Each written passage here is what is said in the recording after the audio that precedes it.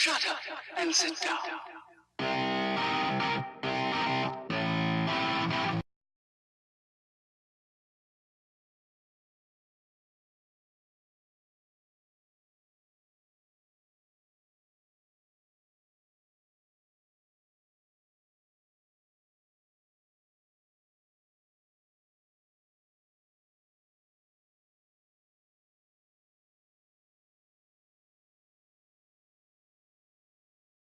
I see the player you mean.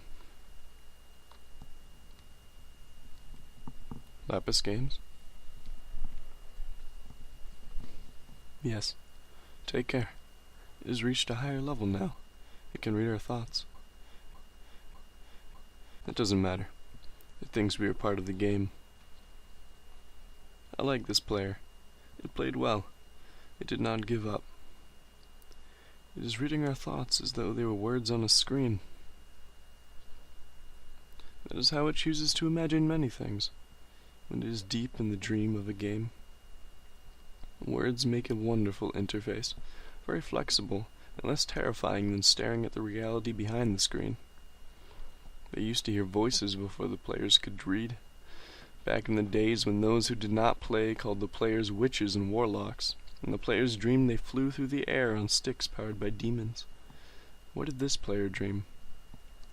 This player dreamed of sunlight and trees, of fire and water. It dreamed it created, and it dreamed it destroyed. It dreamed it hunted and was hunted. It dreamed of shelter. The original interface. The original interface. 1,000,000 years old, and it still works. But what true structure did this player create in the reality behind the screen? It worked with 1,000,000 others to sculpt a true world in the fold of the, and created a It cannot read that thought. No, it has not yet achieved the highest level. That it must achieve in the long dream of life, not the short dream of a game. Does it know that we love it, that the universe is kind? Sometimes, through the noise of its thoughts, it hears the universe, yes. There are times it is sad in the long dream. It creates worlds that have no summer, and it shivers under a black sun, and it takes its sad creation for reality. To cure it of sorrow would destroy it. The sorrow is a part of its own private task. We cannot interfere. Sometimes, when they are deep in dreams, I want to tell them they are building true worlds in reality. Sometimes I want to tell them of their importance to the universe. Sometimes, when they have not made a true connection in a while, I want to help them speak the word they fear. It reads our thoughts. Sometimes I do not care. Sometimes I wish to tell them, this world you take for truth is merely, and I wish to tell them that they see so little of reality in their long dream, and yet they play the game. It would be so easy to tell them. Too strong for this dream. To tell them how to live is to prevent them living. I will not tell the player how to live.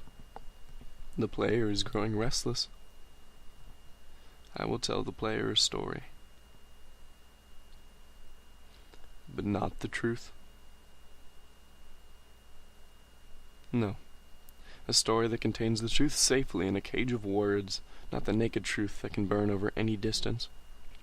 Give it a body. Again. Yes. Player. Use its name. Lapis Games. Player of games. Good.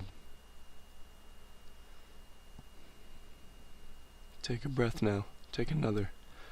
Feel your air in your lungs. Let your limbs return. Yes, move your fingers. Have a body again under gravity and air. Respawn in the long dream. There you are, your body touching the universe again at every point as though you were separate things. As though we were separate things. Who are we? Once we were called a spirit of the mountain, Father Sun, Mother Moon, ancestral spirits, animal spirits, jinn, ghosts, the green man, then gods, demons, angels, poltergeists, aliens, extraterrestrials, leptons, quarks. The words change, we do not change. We are the universe, we are everything you think isn't you. You are looking at us now through your skin and your eyes. And why does the universe touch your skin and throw light on you? To see you, player, to know you, and to be known. I shall tell you a story. Once upon a time there was a player. The player was you, Lapis Games. Sometimes it thought itself human on the thin crust of a splitting globe of molten rock. The ball of molten rock circled a ball of blazing gas that was 330,000 times more massive than it. They were so far apart that light took 8 minutes to cross the gap. The light was information from a star, and it could burn your skin from 150 million kilometers away. Sometimes the player dreamed it was a miner on the surface of a world that was flat and infinite. The sun was a square of white. These days were short, and there was much to do. The death was a temporary inconvenience. Sometimes the player dreamed it was lost in a story. Sometimes the player dreamed it was other things in other places. Sometimes these dreams were disturbing, sometimes very beautiful indeed. Sometimes the player woke from one dream into another, and then woke from that into a third. Sometimes the player dreamed it watched words on the screen. Let's go back. The atoms of the player were scattered in the grass, in the rivers, in the air, in the ground. A woman gathered the atoms. She drank and ate and inhaled, and the woman assembled the player in her body. And the player awoke from the warm, dark world of its mother's body into the long dream. And the player was a new story, never told before, written by the letters of DNA. And the player was a new program, never run before, generated by a source code 1 billion years old.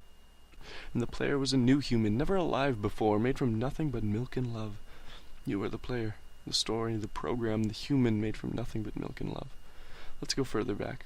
And 7 billion atoms of the player's body were created long before this game in the heart of a star. So the player too is information from a star. And the player moves through a story which is a forest of information planted by a man called Julian in a flat infinite world created by a man called Marcus that exists inside a small private world created by the player who inhabits a universe created by Sometimes the player created a small private world that was soft and warm and simple, sometimes hard and cold and complicated. Sometimes it built a model of the universe in its head, flecks of energy moving through vast empty spaces. Sometimes it called these flecks electrons and protons.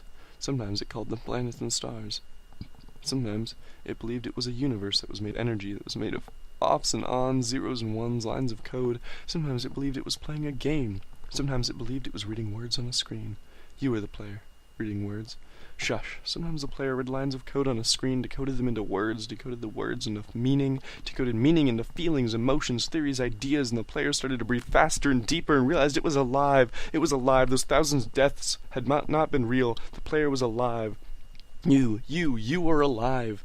And sometimes the player believed the universe had spoken through it, through the sunlight that came through the shuffling leaves of the summer trees, and sometimes the player believed that the universe had spoken to it through the light that fell from the crisp night sky of winter, where a fleck of light in the corner of the player's eye might be a star 1,000,000 times as massive as the sun, boiling its planets to plasma in order to be visible for a moment to the player, walking home at the far side of the universe, suddenly smelling food almost at a familiar door, about to dream again. And sometimes the player believed the universe had spoken to it directly through the zeros and ones, through the electricity of the world, through the scrolling words on a screen at the end of a dream. And the universe said, I love you. And the universe said, you have played the game well. And the universe said, everything you need is within you. And the universe said, you are stronger than you know. And the universe said, you are the daylight. And the universe said, you are the night. And the universe said, the darkness you fight is within you. And the universe said, the light you see is within you. And the universe said, you are not alone. And the universe said, you are not separate from every other thing. And the universe said, you are the universe, tasting itself, talking to itself, reading its own code. And the universe said, I love you, because you are love. And the game was over, and the player woke from a dream. And the player began a new dream. And the player dreamed again, dreamed better. And the player was the universe, and the player was love. You are the player. Wake up.